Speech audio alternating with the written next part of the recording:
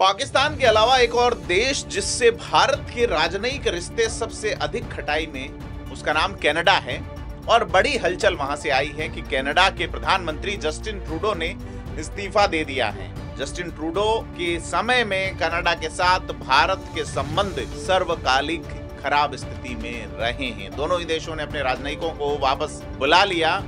अब ट्रूडो का इस्तीफा हो चुका है। भारत और कनाडा के संबंधों पर क्या असर पड़ेगा, इन तमाम बिंदुओं पे आज बात करेंगे।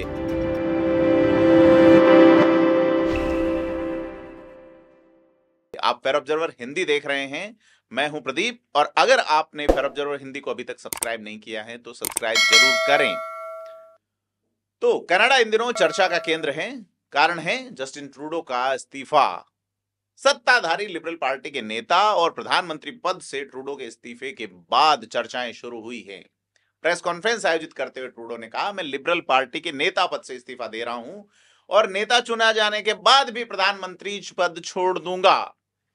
तो बड़ा सवाल यह है कि हमारे लिए बड़ा सवाल यह है कि क्या इससे भारत और कनाडा के संबंधों में सुधार होगा। और अगर विशेषज्ञों की माने तो जो तनाव के कारण ट्रूडो रहे, अब ट्रूडो के पद छोड़ने से दोनों देशों के बीच संवाद कायम होने की स्थिति बन सकती है। क्योंकि लोक विश्लेषक पहले कह रहे थे जब तक ट्रूडो प्रधानमंत्री बने रहेंगे तब तक भारत और कनाडा के संबंधों में सकारात्मक मोड़ आना मुश्किल है। उन्होंने इस मुद्दे को पर्सनल बना लिया था और जिस गंभीरता की जरूरत अंतर्राष्ट्रीय संबंधों में थी वह वो दिखा नहीं सके। इसी वजह से भारत और कनाडा के रिश्तों में इतनी कड़वाहट आ गई कि दोनों देश जो है वो अब संवाद ही बंद कर चुके थे। क्योंकि खास करके कनाडा में खालिस्तानी समर्थक नेता हरदीप सिंह निज्जर की हत्या के मामले में ट्रूडो का आरोप था कि इस हत्या में भारतीय एजेंटों के शामिल होने के सबूत हैं। भारत ने आरोप से इनकार किया।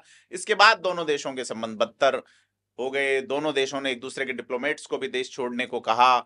मौजूदा वक्त में दोनों के संबंध अपने सबसे खराब दौर से गुजर रहे हैं, जैसा मैं बता चुका। तो बड़ी चीज ये है कि जब ट्रूडो ने आरोप लगाए तो यह माना जा रहा था कि अब चुनाव आसन्न है 2025 में और सिख समुदाय का उन्हें वोट लेना है। कनाडा में एक बड़े पैमाने पे सिख समुदाय रहता है। ऐसे में वो भारत के प्रति इतनी आक्रामकता नकारात्मक रूप से दिखा रहे हैं। और भारत सरकार लंबे समय से कनाडा को खालिस्तानी अलगाववादियों पर, आतंकवादियों पर कार्रवाई करने के लिए कहती रही। और भारत का यह भी मानना है कि ट्रूडो अपने वोट बैंक की राजनीति को ध्यान में रखते हुए खालिस्तान पे नरम है। तो यह बात विदेश मंत्री एस जयशंकर कह चुके हैं। क्योंकि कनाडा की आबादी जो है, कनाडा की जो पॉपुलेशन है, उसमें 2.1% हिस्सेदारी जो है वो सिख रखते हैं। और 20 सालों में कनाडा के सिखों की आबादी दोगुनी ही है। इसमें अधिकांश जो है वो पंजाब से एजुकेशन, करियर, जॉब, बिजनेस जैसे कारणों से वहां पहुंचे। और बड़ी चीज ये है कि कनाडा में ट्रूडो जो हैं उनका अब पीछे खिसकना भारत संबंधों के लिए ठीक माना जा रहा है। क्योंकि पहले जो है वो ये बात चल रही थी कि कनाडा ने और खास करके ट्रूडो ने आगे बढ़ने से पहले जो घरेलू राजनीति है उसको ध्यान में नहीं रखा। क्योंकि कनाडा में भारतीय मूल के लोगों का एक बड़ा वोटिंग ब्लॉक है। अब केवल सिख ही नहीं और हिंदू भी हैं। तो बड़ी चीज ये है कि यह लगभग बराबर है या हिंदुओं की संख्या थोड़ी ज्यादा है। तो बड़ी चीज ये है कि अल्पसंख्यक विपक्षी नेता जगमीत सिंह की स्थिति जो देखें कि वो उन्हीं के कारण न्यू डेमोक्रेटिक पार्टी का साथ जो है वही ट्रूडो को सत्ता में बनाए हुए हैं। तो बड़ी चीज ये है कि ट्रूडो क्या सोच रहे थे, क्योंकि जगमीत सिंह ने ट्रूडो से पिछले साल समर्थन वापस ले लिया था। तो बड़ी चीज ये है कि अब अगर कनाडा के भारत के साथ रिश्ते और भी खराब होते तो निश्चित तौर पे कनाडा की जो अर्थव्यवस्था खराब दौर से गुजर रही है उस पर और ज्यादा असर पड़ता।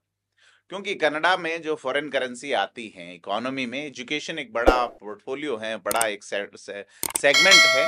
और उसमें कुल जो विदेशी स्टूडेंट आते हैं उसमें से 40% स्टूडेंट भारत से आते हैं। भारत कनाडा के 10 शीर्ष कारोबारी सहयोगियों में से एक है। ऐसे में और बड़ी चीज यह है कि जांच पूरी होने से पहले, यानी पुलिस जो इन्वेस्टिगेशन कर रही थी निज्जर की हत्या की, उसकी इन्वेस्टिगेशन पूरी होने से पहले ही ट्रूडो ने जो है वो आरोप लगा दिए भारत पे। तो और उनका तर्क ये रहा कि अमेरिकी नागरिक और सिख अलगाववादी नेता गुरपतवंत सिंह पन्नू के कत्ल की नाकाम साजिश में अमेरिका ने भारत पे आरोप लगाए, भारत के कई नेताओं का नाम लिया। लेकिन ये चीज ये वहां और यहाँ अंतर ही है कि अमेरिका में जो है वो भारत वाला, अगर गुरपतवंत सिंह पन्नू का मामला है, उसमें बयान अमेरिकी अधिकारियों की ओर से आया, पॉलिटिशियंस की ओर से नहीं। ऐसे में अमेरिका और भारत के रिश्ते सामान्य रहे। लेकिन ट्रूडो के यहाँ ट्रूडो खुद पार्टी बन गए। और बड़ी चीज ये है कि जब ट्रूडो अल्पमत सरकार चला रहे थे 9 साल तक प्रधानमंत्री, और बड़ी चीज ये है कि जैसे ही न्यू डेमोक्रेटिक पार्टी, जिसका हम उल्लेख कर चुके, उसने अपना दामन छोड़ा ट्रूडो से, ट्रूडो तनाव में आ गए। और बड़ी चीज ये है कि ट्रूडो का जो इस्तीफा है अब निश्चित तौर पे भारत और कनाडा के बिगड़ते संबंधों को एक एक स्टेबिलिटी देने का एक मौका दे सकता है। तो बड़ी चीज ये है कि जब नया प्रशासन आएगा तो नई शुरुआत की उम्मीद रहती है। हालांकि ये जो लिबरल पार्टी है उसमें कई चुनौतियां हैं, खासकर सिख समुदाय के कारण। तो बड़ी सी चीज ये है कि ट्रूडो की जो गैर जिम्मेदार नीतियां थी, इसके कारण दोनों देशों के संबंधों को नुकसान पहुंचा। और क्या कनाडा में जो सिख अलगाववाद है, इसकी समस्या इतनी जल्दी खत्म करने के लिए नई पार्टी से उम्मीदें होंगी? क्योंकि अगर कंजर्वेटिव पार्टी से कोई प्रधानमंत्री बनता है तो भारत और कनाडा के संबंध बेहतर हो सकते हैं। क्योंकि बहुत पुराने समय की बात नहीं है, अगर देखा जाए तो स्टीफन हार्पर के समय में, यानी कि कंजर्वेटिव्स के टाइम में, दोनों देशों ने एक राजनीति को एक नया आयाम मिला था। और अगर कंजर्वेटिव सत्ता में आते हैं तो भारत एक उम्मीद लगाता है कि संबंध सुधर सकते हैं। तो बड़ी चीज ये है कि ट्रूडो को निश्चित तौर पे अल्पमत की जब वो सरकार चला रहे थे तो उनको ये लगा होगा कि उनकी जो पॉलिटिकल पावर है या पॉलिटिकल विल है वो थोड़ी कमजोर है।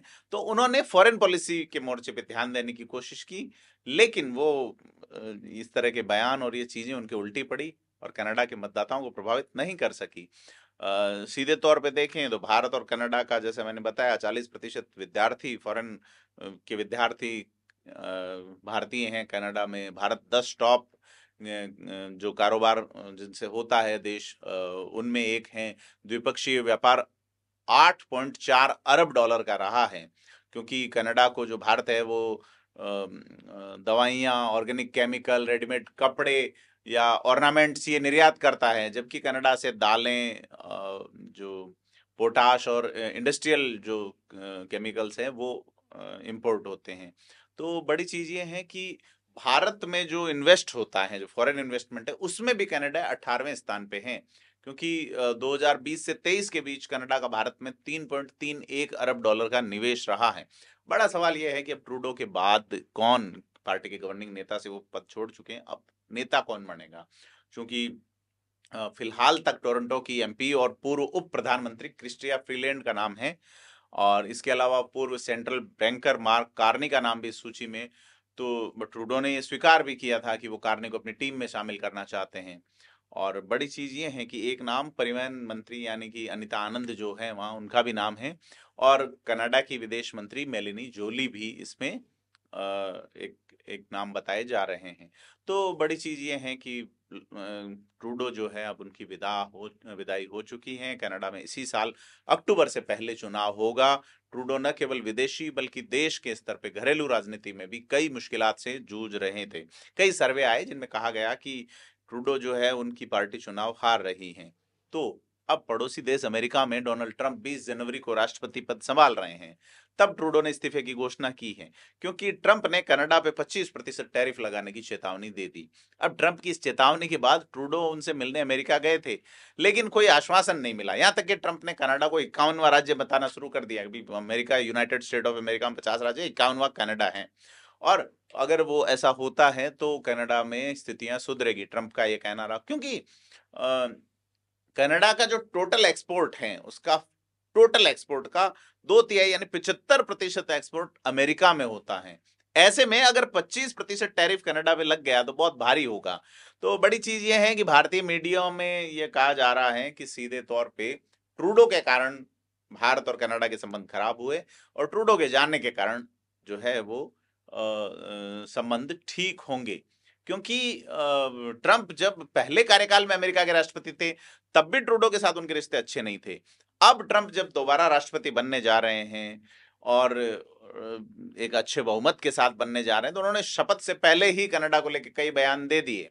तो बड़ी चीज़ ये है कि चाहे 25% टैरिफ वाला डायलॉग हो या 51वें राज्य वाला, और इसको लेके ट्रंप का रुख, ट्रंप को ट्रूडो ने बधाई भी दी, लेकिन ट्रंप का रवैया नरम नहीं पड़ा। लेकिन अब यह है कि बड़ी चीज़ ये है कि भारत और कनाडा के रिश्तों में कुछ सहजता आने की उम्मीद एक जगी है। आपको क्या लगता है? हमें कमेंट करके बताएं। फिर ऑब्जर्वर हिंदी को सब्सक्राइब जरूर करें। धन्यवाद।